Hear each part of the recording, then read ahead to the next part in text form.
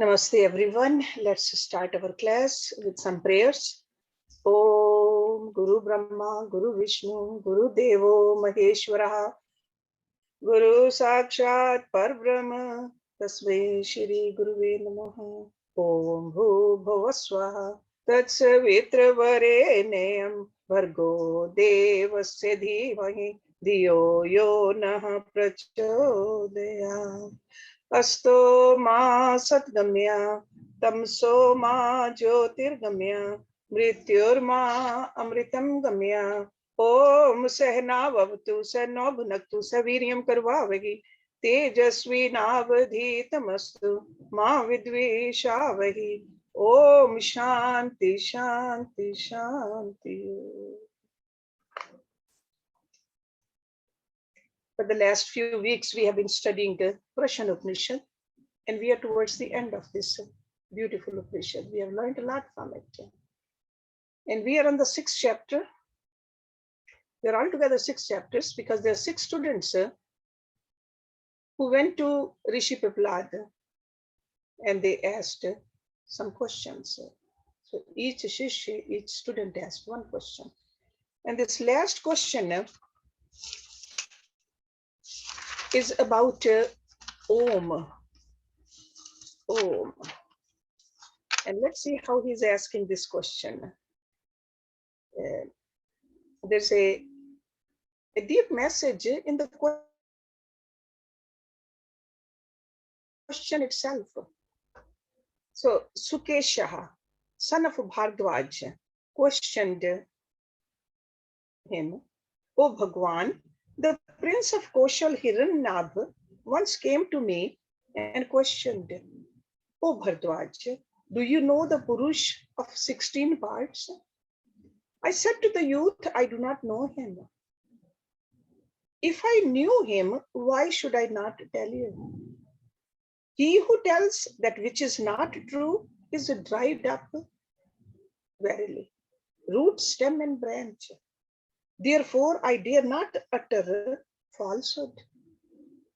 Having ascended his chariot, he went away in silence.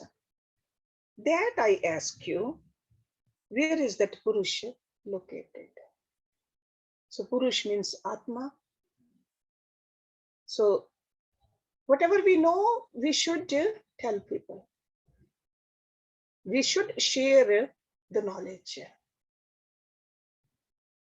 It's not to be kept secret for ourselves only. Share. This is what we learn from this student. This student's question. Another thing, never lie. He was upfront. I don't know. It's okay to admit when you don't know. So he did not make it up. He did not talk vaguely. He just said it very clearly. I do not know. So that's why when he comes to this Rishi Piplad, he's asking, because that question was in his own mind also, ever since then. He says, I ask you, where is that Purusha located? So in the next verse, we saw Rishi Piplad said, this Purusha, the Atma, is right here within the body. And this Purusha has 16 kalas. So today we're going to learn about what these kalas are. Kalas are the facets. They are not part of the soul. These kalas are enlivened by the soul. So soul is that energy center which is part of God, and kalas are inert without the soul. So let's look at verse number 4 today. That's where we are going to start, and that's where all these 16 kalas are mentioned. Sa pranam asrijat pranat shraddham kham vayu jyotirapaha prithvi indriyam mano annam an indriyam tapo mantraha karam lokaha lokeshu cha nam cha. Sa means he. That means the Purusha. Pranam, the prana. Asrijat, created. Pranat, from the pran. Shraddha, faith. Kham, ether, the space. Vayu, air. Jyotihi, fire. Apaha, water. Prithvi, earth. Indriyam, the senses. Manaha, the mind. Annam, food. Anat, from food. Viryam, the strength, the vigor. Tapaha, austerity, penance. Mantraha, the mantra, the Vedas. Karam, over here, Karam means Karam Kand, the Yagyas. Lokaha, the worlds. Lokeshu, in the worlds. Cha means and, Nam means name. He created. Okay, sir. So Atma, created. So created means gave the energy. The Pran. And from Pran, faith. Akash, air, fire, water, earth. The senses, mind, food, strength, thought, mantra, karam, the world, and in the world, the different names also. So here are the 16 kalas. If you add them all together, they are 16. These are the 16 kalas named. The sequence, even though if you look at it, it seems very unintelligent arrangement, but if you deeply look into it, if you meditate on it, there is an interconnection between this sequence, between all these items. We can all come to understand that in totality there are 16, which constitute this outer world as well as the inner world. And first, in order to create, there has to be the energy, Pran. Pran is like the whole life is rolling because of Pran. This energy is so dynamic in creation, potential in creation, and even in destruction. This energy is needed. It can come to play and express itself only when it is self-conscious. And this self-consciousness is expressed with this term faith, Shraddha.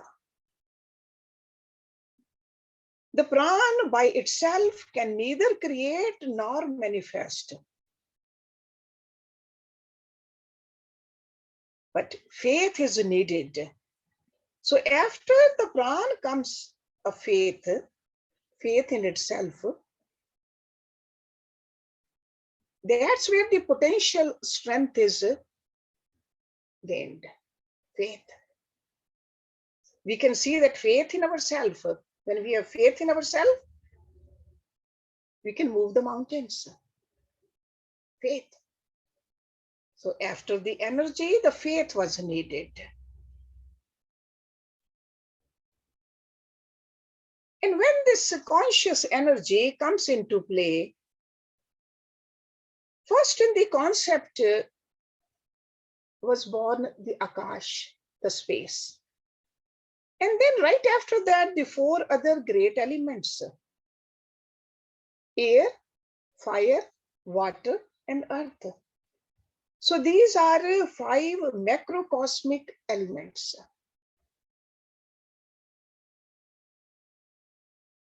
These very elements express themselves in the microcosm also. That's where the 10 sense organs in us got created. Paramendriya and the Gyanendriya. So that is a microcosm, but in the macrocosm, all those 5 great elements. So number 1 is pran, number 2 is faith. Number 3 to 7, the 5 great elements. And number 8 is senses. So if you want to just see the altogether 16, how the 16s are formed. And when these 8 items come into play, the focal point of all these becomes the mind, man. And the mind gets crystallized in the breaker of the universe. All the impulses are received through the senses by the mind. That's why they say that senses, they fatten the mind. Mind itself cannot do anything unless there's an input from the senses. So number 9 is the mind. Mind is formed. And mind is the one which provides the experiences of the outer world. Outer world, which is made up of 5 elements. So it's like a nourishment for the mind is through the senses. But next, if you look at it, food. For the senses also, for this body also, we need the food. This is the food. And the food taken in, when it's got digested, it becomes strength, vigor. That is number 11. We have now at this stage of evolution a mind which is fed from outside with the challenges, and from within with the food. There's a lot of energy and it erupts into thoughts now. So number 12 is thoughts. We know that thoughts can either run into disintegration, they could be wasteful thoughts, or they can be conserved and directed into any right channel of thinking. That's why they say a person can be, a baby can be, a child can be a saint or a sinner. The thoughts are directed properly. So every human being, whether he is consciously training himself or not, has one solid trait of mental character, which is determined by the pattern of the thoughts, thought patterns. It's like a general formation and the flow of the thoughts.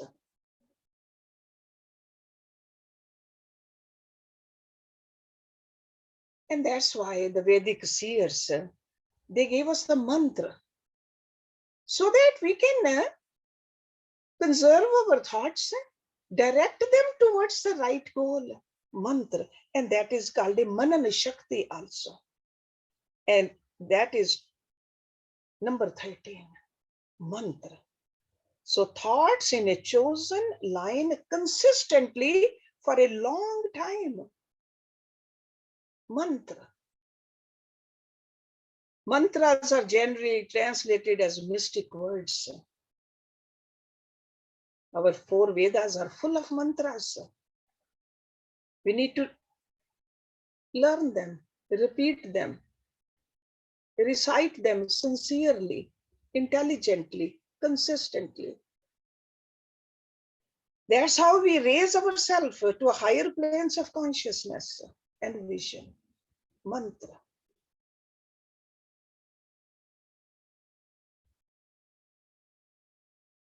And then ultimately, the kind of thoughts we have, those thoughts evolve into karmas. That is number 14.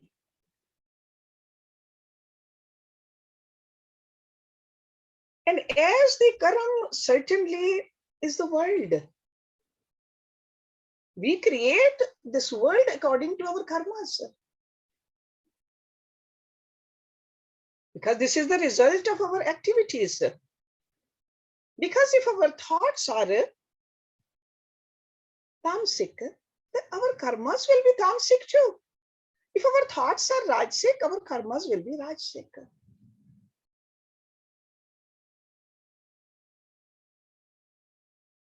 According to the world created by our actions, we give different names. So names are given to those actions.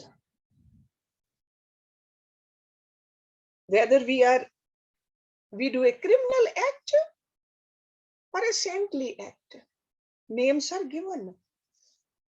So according to our actions, not only are we named, but we also name our world of things and deeds in order to distinguish one from the other.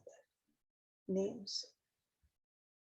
So there it is, beautifully, scientifically, highly intelligent connection between these 16 kalas. Or you can call them 16 items enumerated in the Upanishads. They form the 16 facets of the same great Purusha. None of these kalas can function without the Purusha, the Atma.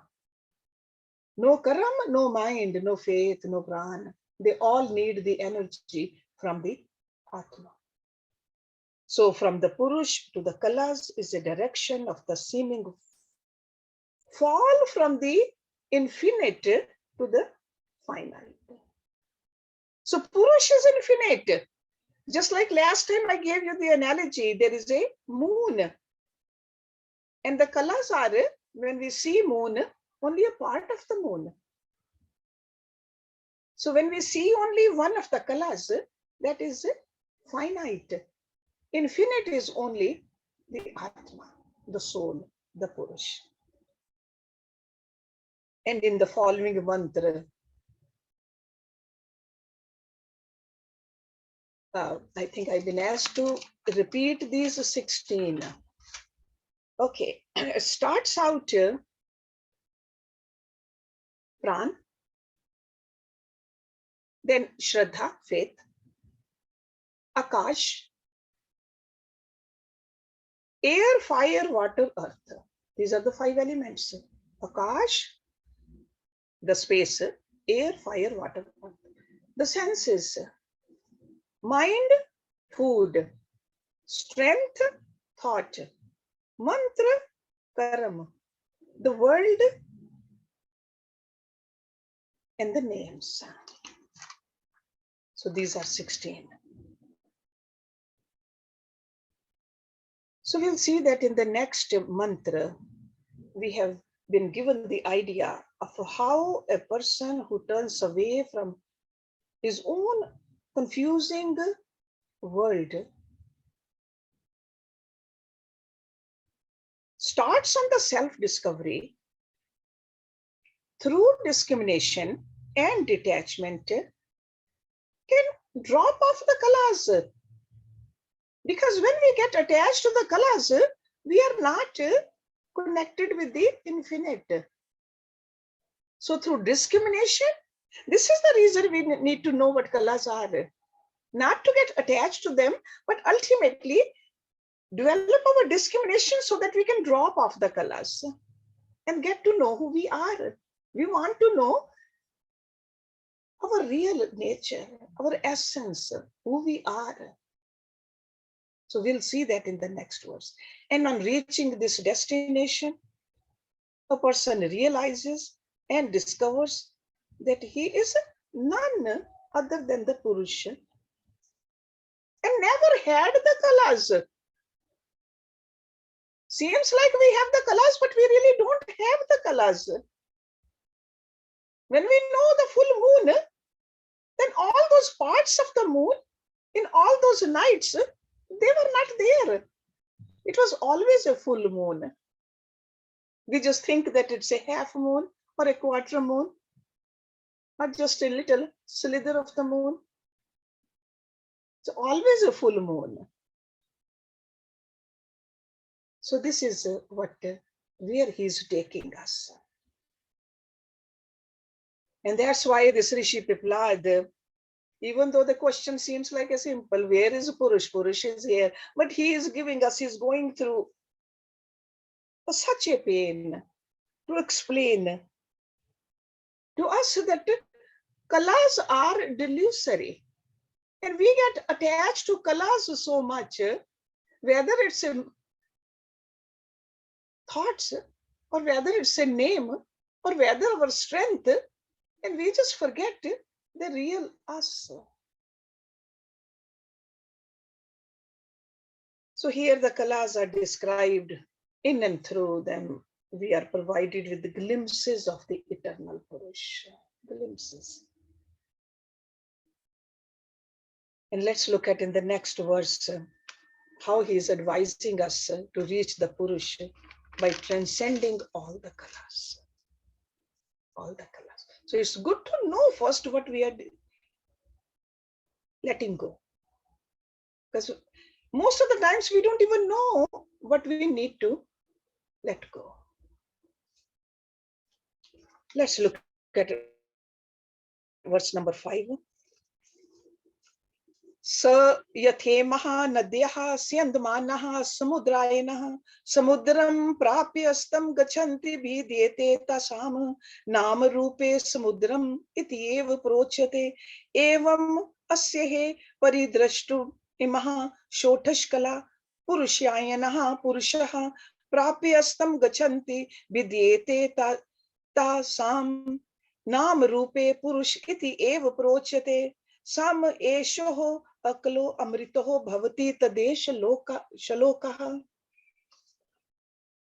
Sa means he, yatha means as, nadya rivers, sayand manaha flowing, samudrayanaha flowing towards the ocean, samudram ocean,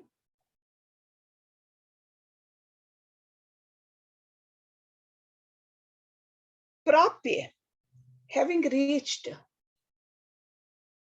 astam gachanti disappear,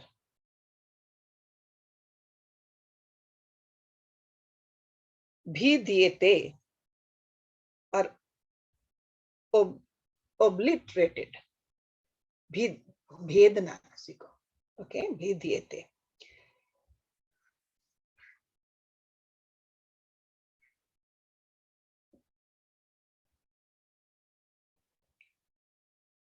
Nam rupe, oh, tasam means there.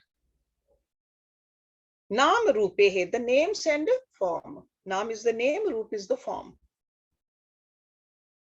Samudram, the ocean. Iti means thus, evam means alone. Pruchyate is spoken of. Evam means so. Ev means verily. Asya, of this. So evam, ev asya. Paridrashtu, the seer of all things. Ima, these. Shotashkala, the 16 kalas, 16 facets. Purushayanaha, resting in the Purush. Purusham, the Purusha. Prapye, having reached. Astam gachanti, disappear. Bhidyete are destroyed. Tasam, of these. Nam rupe, the name and form. Purushaha, the Purush. Iti evam, Iti means thus, evam means alone. Naam rupehe, name and forms, Purusha. Iti evam prochyate. Prochyate means spoken of. Sa means that, Esha means this, akala, devoid of kalas, devoid of parts. Amritaha, immortal. Bhavati becomes. Tat means that, Esha means this or following, shlokaha, the verse. So he's referring to the next verse. Just as these rivers seaward bound, so that means moving towards the ocean. When they reach the ocean, disappear and get their names and forms liquidated into a oneness with the ocean. And all is called the ocean. So there's only one name after that. Just goes into the ocean, no matter which river it is, no matter where the water is coming from, it just becomes part of the ocean. So also these 16 kalas that go towards the Purusha disappear and their names and forms get destroyed. And all is therefore thereafter experienced as a Purusha alone. He becomes without parts and immortal, Akala and Amritam. On this there is a verse. So that shlok is from the Mantra Upanishad. Next one. So here in this verse, the Rishi explains how the egocentric concept rises out of the identification of the self with the kalas. And ultimately disappears when it turns inward towards the Atma. All the falsehood is gone away. I am so strong. I have so much. I know so much. It just merges into the ocean. No matter how big and vibrant the river is. So all the activity, all the inactivity, all the temperaments in us also, all the tossing and the turning in our mind, ultimately when we just drop it at the feet of God, they all dissolve. The world of sense organs, their objects, the ego center, what has been overgrown from countless lifetimes, or even in this lifetime, we see that how it has grown. Experiences after the experiences. All these experiences, they have made us more and more extroverted. And the Rishi is telling us, become introverted. Look at who you are instead of what you have accumulated.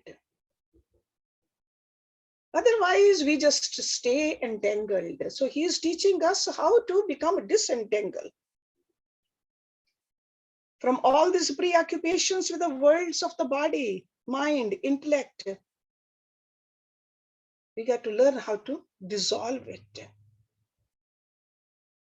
It doesn't happen at the time of death. Because all these kalas, if we have not worked on them, if we have not detached from them, if we have not understood what they are, they'll go with us. With our subtle body and the causal body. We are supposed to dissolve them while we are here in this body. So this analogy which he has given with the rivers and the ocean, we can all understand. As the rivers flow towards the ocean, when they reach the common destination, when they merge into the ocean, they are nothing but the ocean. That's how our death journey is. We should remember that. From the ocean, the waters rise as vapors. They form clouds. Clouds give the rain. Rain comes down to soak the land and flow off as rivers back to the ocean.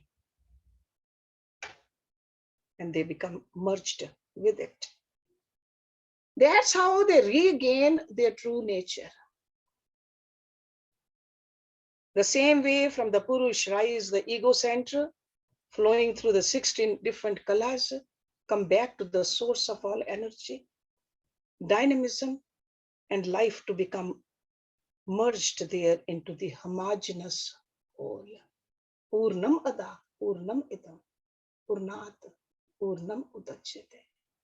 The whole, the infinite, the complete. It's almost like when we have discovered that this was a rope, not a snake, with the knowledge, with the light. Any parts of the snake, if we imagined that it was a head and the tail and the fangs and all that, or the color, it dissolves. It dissolves. Those are the colors. And these are the colors of our personality. Do not get attached to any color. When the colors end, the color created, the colors which created the stupid egoism and the pain-ridden egocentric existence all end. See, just like a fear of the snake ends completely. So whether you want to understand with the help of this metaphor of the rivers merging themselves into the ocean, or understanding that this was just a rope, not a snake.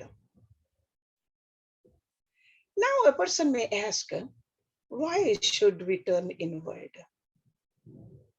Reach towards this hypothetical goal, the Purusha, and get ourselves merged into become one, transcending all the kalas. Why? What is the need for it? Result of attaining this kind of a perfection has been clearly pointed out in the mantra.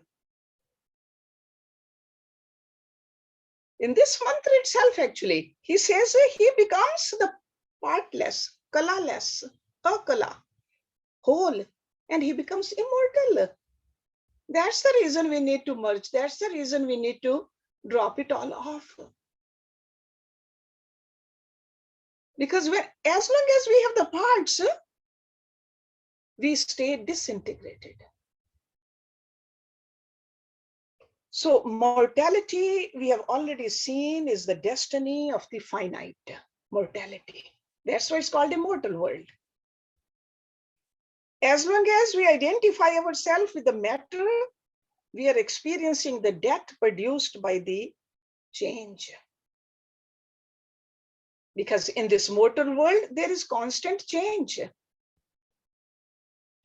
So mortality in such context is not only the experience of death in the sense in which we understand it, but implies that every experience keeps on changing, no matter how much we like to keep it.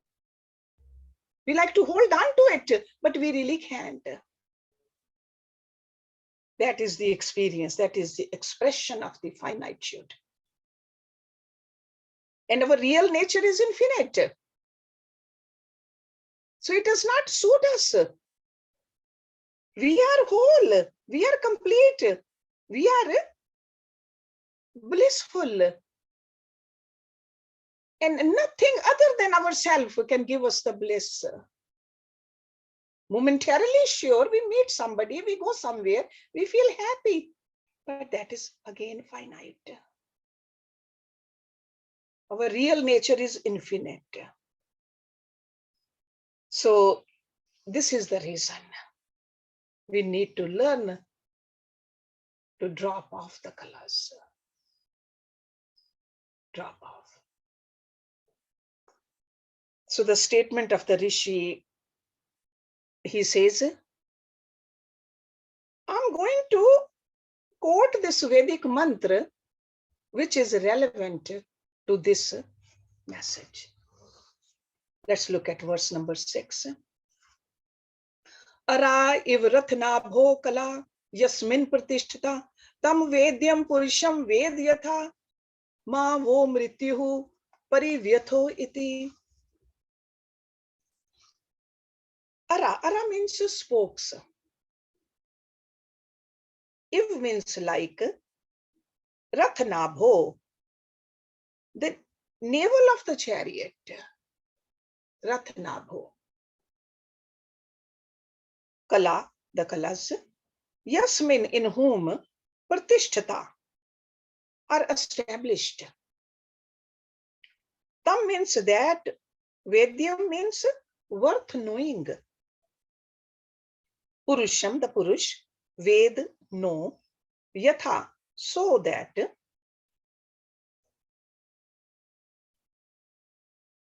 Mrityu, the death. Parivyatho. See, it's like the ma parivyatha. Ma means not, parivyatha, may hurt. So may not hurt. Together, that's what it means. Iti means thus. Va means or. Va. So know that Purusha, who ought to be known, in whom the kalas are centered, like the spokes in the navel of a wheel, in order that death may not harm you.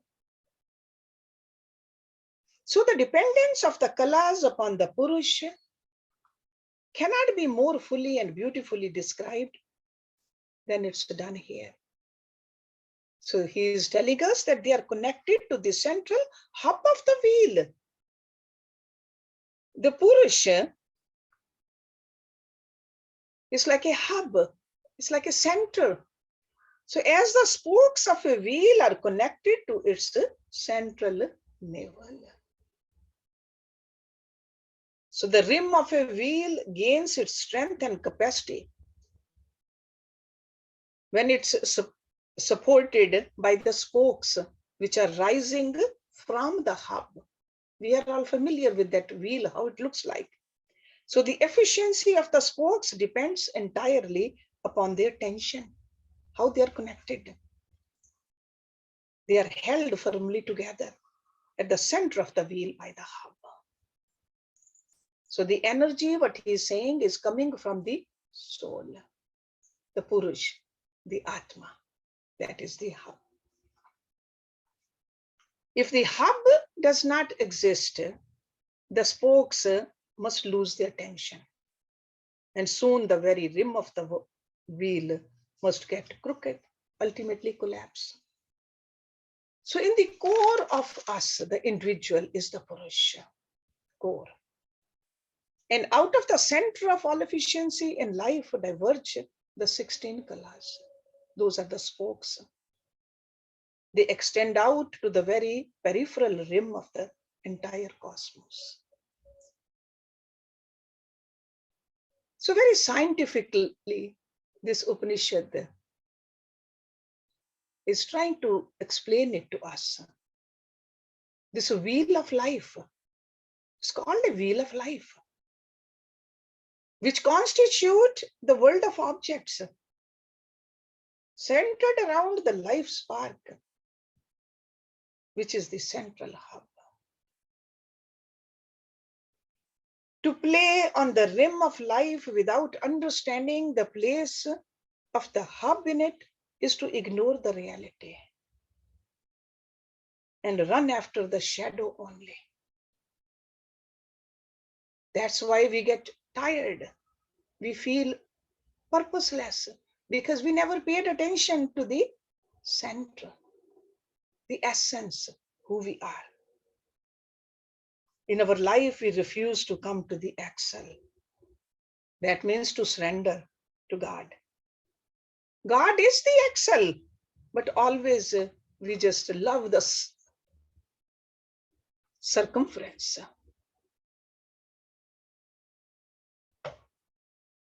We get ourselves crushed in this very wheel of life.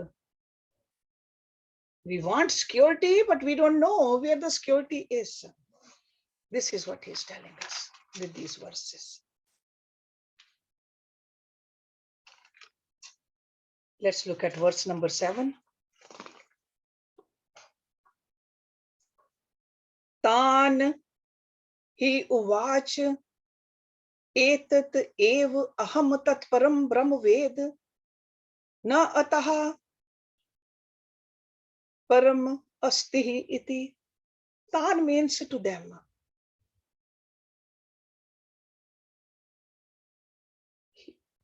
Uvach said. He means indeed.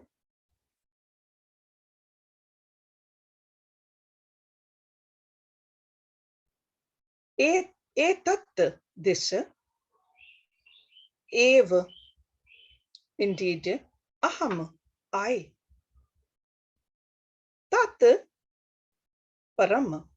Tat means that. Param means supreme. Brahm, Ved. Ved means no. Na ataha. Na means not. Ata means beyond. Param, superior. Astihi, there. Iti, thus. So then Pipalad, Rishi Pipalad said to them. So after answering the 6th question, he said to them, this much alone do I know. The highest of the Brahma, there is nothing higher than this. So with this Ved mantra, the previous one, verse number 6, we have examined that Prashnopanishad is concluded. Rishi says, I have nothing more to add on the topic of Brahma, the self-realization. In order to make the students realize that the topic of Brahma Vidya has ended. So very direct statement this Rishi is making. This is Brahma Vidya and there is nothing higher than this. This is the ultimate. He said, this much alone I know of this highest. And there's nothing higher than this. Because if the students had a doubt, maybe there is something else he doesn't know, which we need to know. So he says there's nothing more than this. This is the highest. Because the students might have thought that we might have to go to some other masters, other guru. He says there's nothing superior than Brahma. To know the central hub of life to be nothing but the dynamic seat of life in us. The Purusha or the Atma is to realize, which is all pervading reality, the knowledge, bliss absolute, eternal, immortal, ever shining, infinite beauty. That's what we need to realize. And there's nothing higher than the self. And in order to realize this, we got to live a moral life, a satisfied life. Let's look at the last verse of this great chapter. Te tam acharyant tvam hi na pita ya asmak vidya paramparam tasya iti namaha param rishibhyo namaha param rishibhya. Te means they. the 6 disciples, the questioners. Tam means him. Acharyantaha, having worshipped. Tvam he, verily you are. Nah means our. Pita, father. Ya means who? Asmakam, us. Avidyaya, of the ignorance. Avidyaya. Param, supreme. Param, the shore across. Taryasi, taken. Iti means thus. Namaha, salutation, obeisance. Param Rishi Bhya, the highest Rishi. And they repeat that. Nama Param Rishi Bhya. They worshipped him. So these students, 6 of them, they worshipped him and said, you are our father, who helps us to go across the ocean of our thick ignorance. That's what Guru does. Helps us to cross this ocean of ignorance. So you are our father who helps us to go across the ocean of our thick ignorance. Salutations to the highest rishis. Salutations to the highest rishi. So when the great Rishi Piplad finished his discourses, and he must have gone into the silence, sacred silence of pure wisdom. He was satisfied with himself that he answered all the questions of the students. And then the students, they felt that they owe it to the teacher. They are trying to express their sense of gratitude by these words of emotional and sentimental reverence. To call somebody a father. It's a very high level of reverence and recognition. A Brahm Vidya Guru is considered here as our father. Our father. Because to realize our own real nature, the self, is really to be born again. First, we were born out of our mother's wombs. Then to really have this kind of a knowledge, this is a born again. So birth of the verse is like a fathered by the kind act of love of the teacher. It's like a fatherly concern, devoted love, selflessness. Because we see that some of the questions he could have just answered just with one line, but he just went into the detail. That is a fatherly love. Very tenderly, he treated each student to get across the agonies of their doubts. That's what Guru does, remove the doubts. Understanding for himself the condition of each student's mind and intellect. That's what Rishi Piplad did.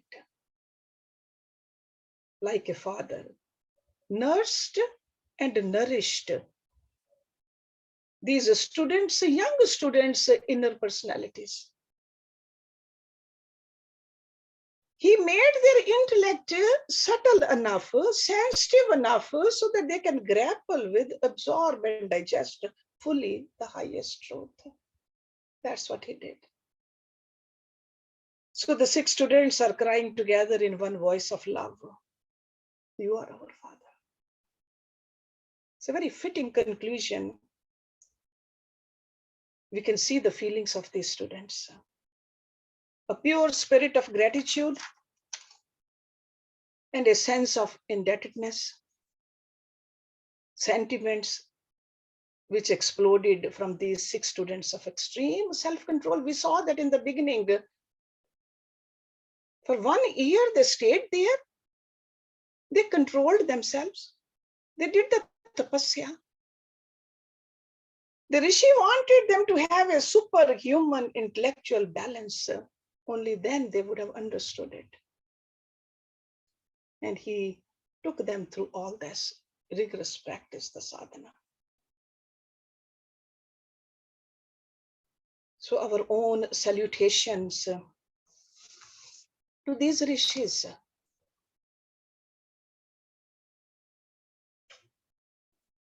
Who have written all these great mantras for us. So that's why in the beginning we started this